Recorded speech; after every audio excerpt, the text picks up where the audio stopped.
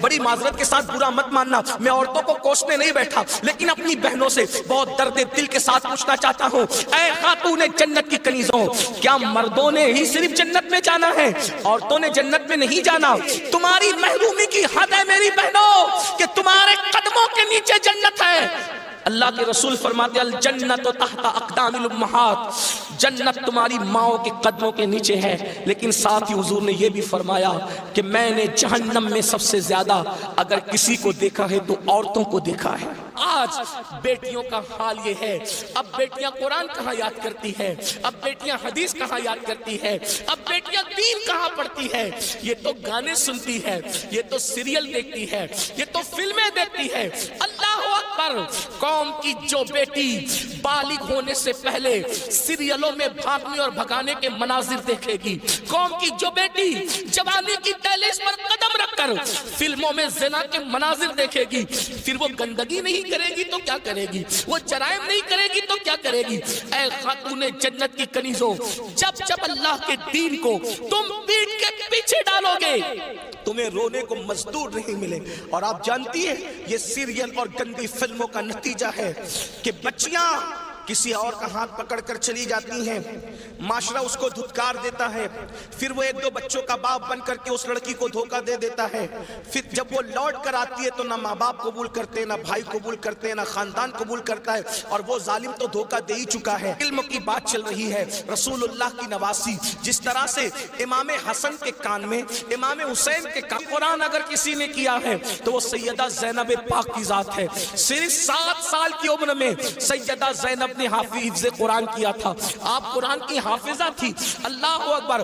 آپ کو حیرت نہیں ہونی چاہیے، اللہ سیدہ زینب نے صرف 7 سال کی عمر میں قرآن کا حفظ کیا ہے، اور قرآن کی اکثر صورتیں آپ نے اپنی امی سیدہ فاطمہ کے ذریعے سے حفظ کیا ہے۔ اللہ اکبر! اور قرآن کا سب سے پہلے درس دینے کا کام کوفہ کی سرزمین پر سیدہ زینب نے کیا ہے۔ یہ رسول اللہ کا خاندان ہے۔ ام المومنین سیدہ عائشہ صدیقہ وہ خاتون ہے کہ اللہ اکبر، عورتوں میں سب سے زیادہ اگر کوئی حدیث روایت کر رہا ہے تو وہ سیدہ عائشہ صدیقہ کی ذات ہے، اور آپ مفتی 4 ملت ہے۔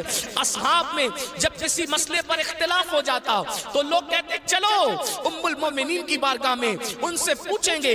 حیرت کی بات ہے، مردوں کا علم اختلاف اگر کسی کا قول فیصل کی حیثیت سے ختم کرتا ہے تو اسے ام المومنین سیدہ عائشہ صدیقہ کے نام سے جانا جاتا ہے۔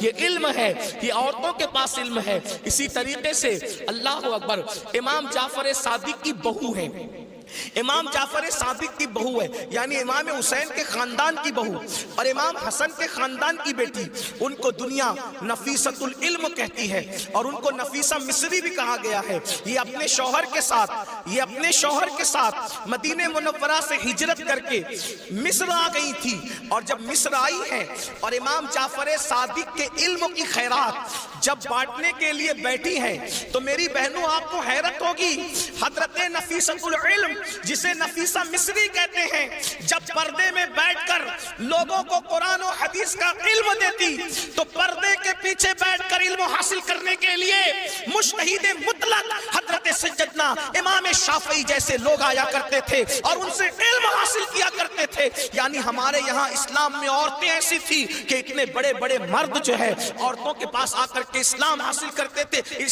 علم دین حاصل کرتے تھے، اسلام کا علم حاصل کرتے تھے۔ پردے کے پیچھے سے گویا کہ نفیسۃ العلم نے، نفیسہ مصری نے ام المومنین سیدہ عائشہ صدیقہ کی یاد کو تازہ کر دیا تھا۔ میری بہنوں آج وہ کہاں گیا معاملہ؟ آج تو عورتوں کا مطلب زیورات سے محبت، عورتوں کا مطلب نئے کپڑوں سے محبت، عورتوں کا مطلب شادیوں میں شرکت سے محبت، عورتوں کا مطلب بازار میں گھومنے سے محبت، عورتوں کا مطلب جو وہ فلموں سے محبت۔ عورتوں کو دین سے تعلق کیا رہ گیا؟ بڑی معذرت کے ساتھ برا مت ماننا، میں عورتوں کو کوسنے نہیں بیٹھا، لیکن اپنی بہنوں سے بہت درد دل کے ساتھ پوچھنا چاہتا ہوں، اے خاتون جنت کی کنیزوں، کیا مردوں نے ہی صرف جنت میں جانا ہے؟